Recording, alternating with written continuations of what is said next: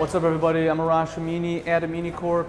We are here today with Jet Engine Marketing doing a breakdown of how to start a restaurant with Arbor projects. So I know the owner, Chad and Leonard. They are incredible restaurateurs. And the reason I begged them that we have to do an episode with them is because we both started out in the same space. My startup failed, theirs did not.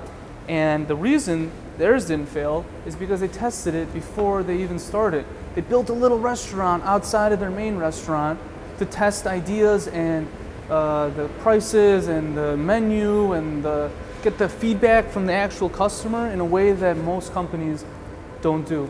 And I think that's the difference between succeeding and failing, is validating your idea, not only for yourself, but for your partners too. Because if you go down, you take a lot of people with you. What's up, brother? Good to see you. Good to see you. Welcome to Arbor. Yeah. Tell us, where are we, man? This is man. like So this a hidden is gem of the Midwest. That's right. So this is Arbor in Logan Square.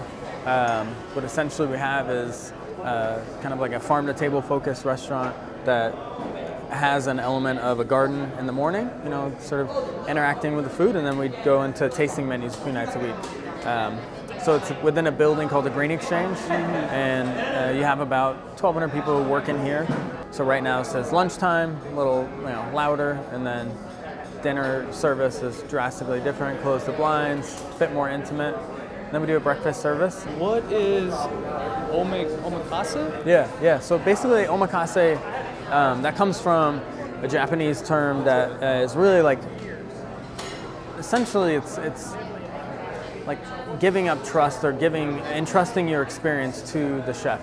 So sort of you're walking in and saying, cool, like I am in your hands. That's the easiest way of doing it. It's like a fixed menu? What's the phrase? Or like? Yeah, so we do, it's not necessarily prefixed because we do like 3 courses, 5 or 7. Okay. And then we do a new menu pretty much every 2 weeks. So that clientele is interacting with Arbor on a tasting menu, memorable experience side. The breakfast and lunch, it's like a cafe. Yeah. Like so they come in at nighttime and buy a ticket effectively, and you serve them. Yeah. So essentially, they send me a text message, and then we write messages to the people and sort of setting up a tone. Individual? Yeah. Every person gets individual interaction.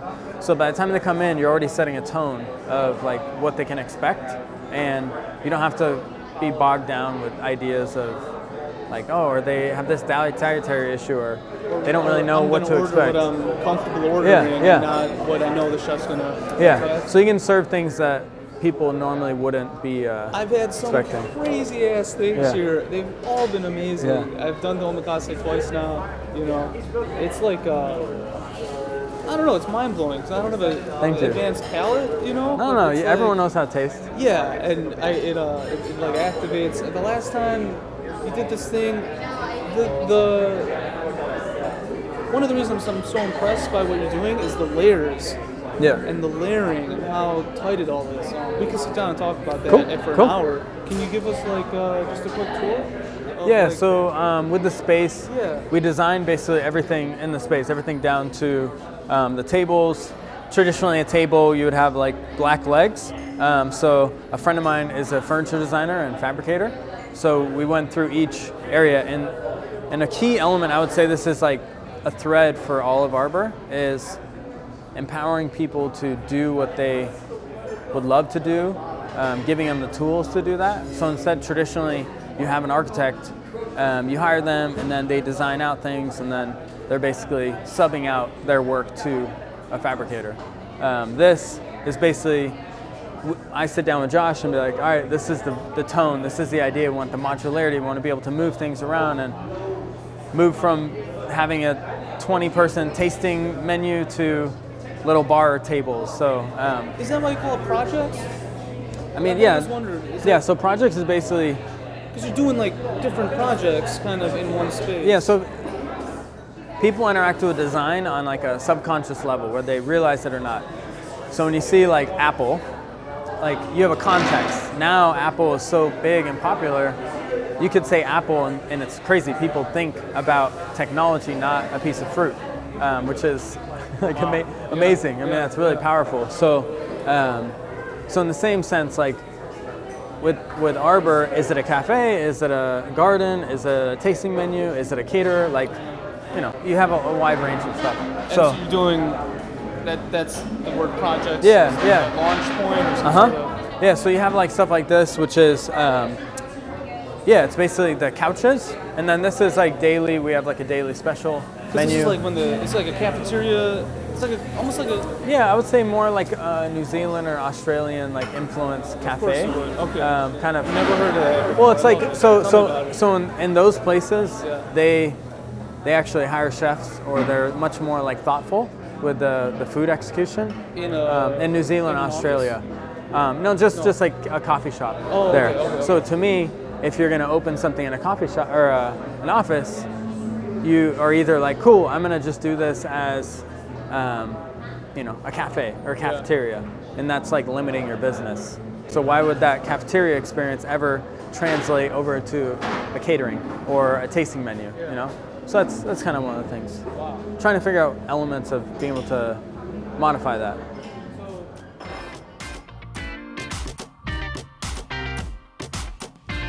It was clear that Arbor had some great things going for it, but how exactly did they get to this point? What made Arbor so successful? Chad served up an excellent first course, but we were hungry for more. We really wanted to talk more in depth about his passion for starting Arbor.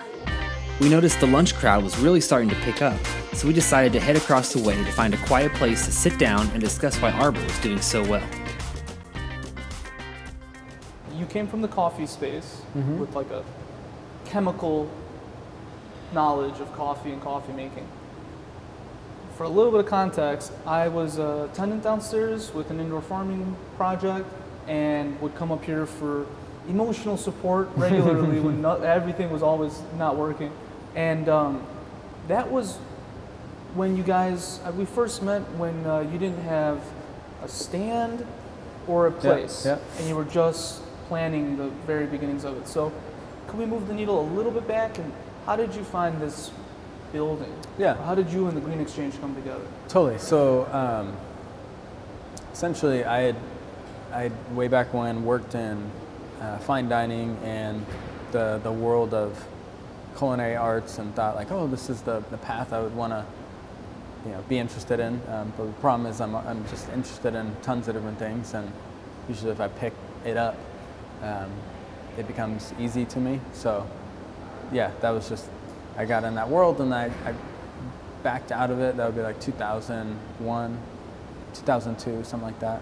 And then I lived overseas in Eastern Europe and in England for a little bit, with schooling and just seeing the world and seeing you have so much to be thankful for and grateful for. So yeah, in my mind, it shifted from just like doing projects or doing things for the sake of making money to hopefully having an effect or a change on people, helping people, stuff like that. So, so I worked in the space of specialty coffee for what I thought was, you know, maybe it would be a community center that had a cafe, and it kind of blurs the line between the social and the, you know, sort of savvy business practices, or, you know, something like that. Or, you know, I started looking into green coffee importing, you know, stuff like that. Anyways, I worked in that space at a small coffee roaster doing business development, and just what are all the components to make this thing succeed?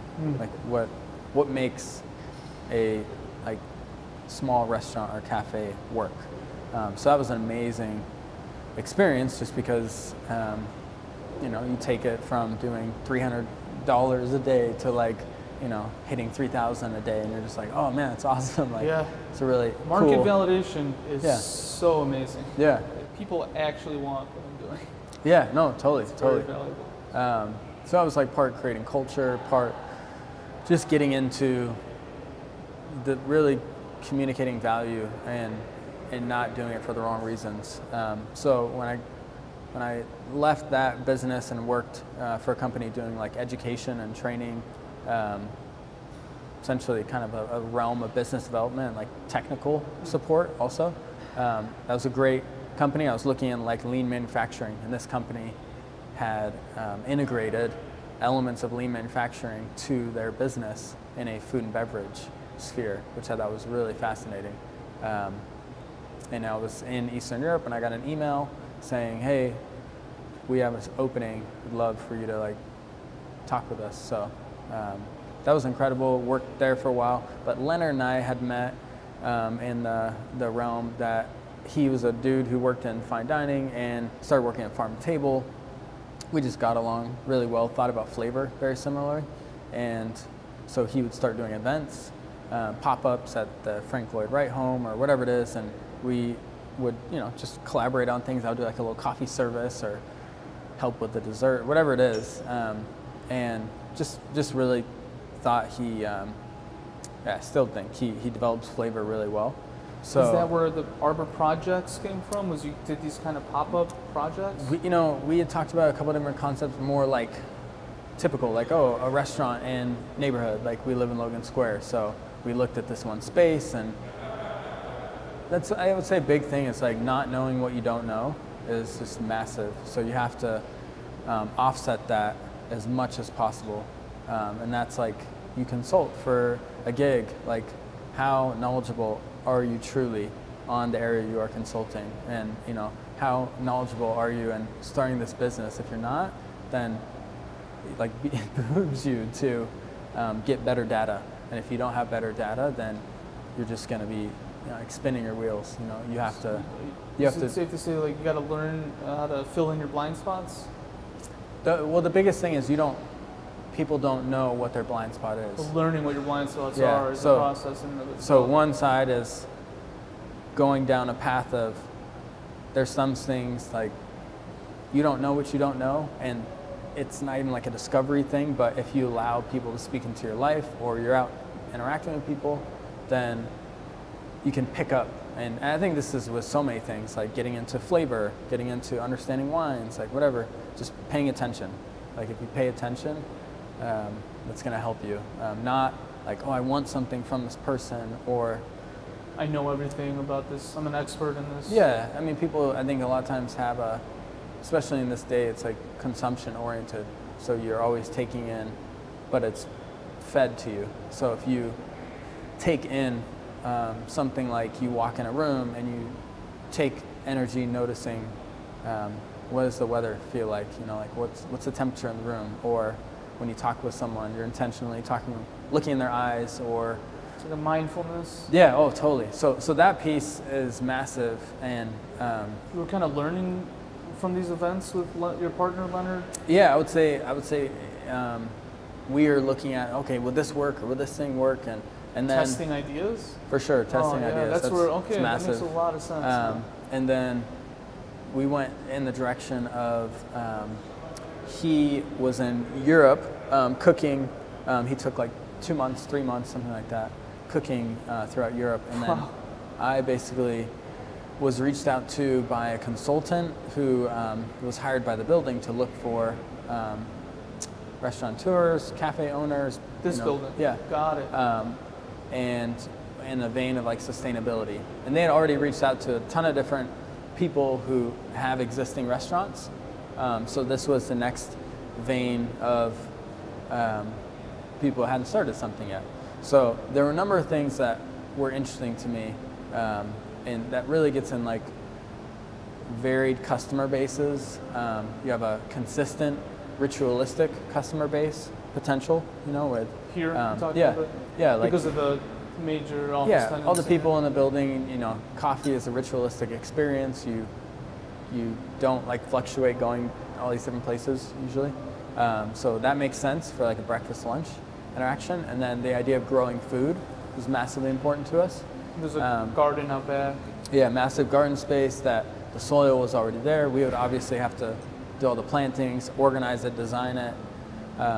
We could do bees. So we didn't even think about dinners initially. We were just like, oh, we'll do a pop-up every once in a while. But we thought catering makes a lot of sense. Because of the event space in the building. Yeah. So once we started looking at it, we started putting together performas. And that's like, I can't stress that enough.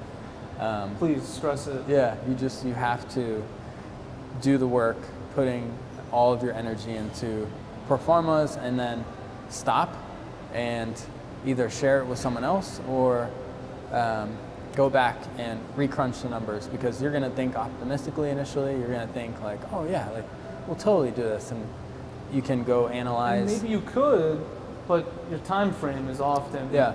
So that's just a big thing for us, was within our pro forma. It's almost like, you know, comical now, where like there's areas that, oh, we thought this would work totally well, and that's like, oh, it didn't work at all, and then this whole area. For the new to the space, pro forma is a financial projection. Yeah. So you're looking into the future. Yeah, and for us, it's part business plan, part your projections, your cost of goods. Like, you're basically just putting in all that energy to figure out your business model. Does this make sense? Yep. You know. Yep. And where does it break? Yeah. And so you know, in our space, one downside is because there's so many convoluted and like complex components to Arbor. You have the garden, you have the catering, you have the cafe experience, you have breakfast, lunch, and then you have dinner service, and then you have staff, you know, different personalities, experiences, how to develop people. And then you have the marketing, where, you know, this is within a building, so you don't get the subconscious interaction that someone drives by and sees Arbor. And so, you know, that's currently why there's no sign downstairs, because it's like, what weight would need it to be communicated for someone to get this idea or this concept, you know? Because when someone comes in for dinner service, all the blinds are closed, you can't really see in. They've read articles, they've read, you know, these validating things. A big thing I can't stress enough is, like, if you really want something and you really have a vision for it, just kind of in the quietness of your own soul. I was in athletics for a while, so I think about that. It's like, cool, you want to win the state championship, or you want to, you know, play professionally, whatever. This is what it takes. So are you willing to sacrifice that? Sacrifice relationships, sacrifice time, you know, going to the gym after you work, like just tons of energy, and that's that hustle. And a lot of people, they don't want to put in that energy because it's too difficult, or, you know, that. But just be honest with yourself, because yeah, the role of the entrepreneur isn't some grandiose idea where you just get to do everything you want. It's a lot of reacting, strategizing, pivoting, hustling, and then listening and trying to like make moves when it makes sense, you know. So in that sense, just knowing yourself, I guess. That's fantastic advice. Yeah. I appreciate it, Chad. Thank you, man. Thank you. My That, pleasure. my friends, is how you start a restaurant. All right. That was Arbor Projects. Mind-blowing. Breakfast service, kind of corporate cafeteria, lunch, omakase dinner, super high-end. You trust Chad. He sets you up with everything. Really interesting space. Second floor inside a commercial building, zero presence outside, and yet he still gets written up top 10 restaurant of 2015 or so, New York Times write-up. It's incredible. You have a set of feelings when you're in there, and you don't realize until Chad tells you that he planned that feeling for you before you ever stepped foot into the space. From the shape of the furniture, to the finishes, to the light fixtures, the food itself, and the names and the aromas, it all really comes together in a really clear, I can't get past that word, intentional experience. And when you know someone planned this out for you, it really brings the whole thing together. So if you're anywhere in the Midwest, check them out, arborprojects.com, because that's how you start a restaurant.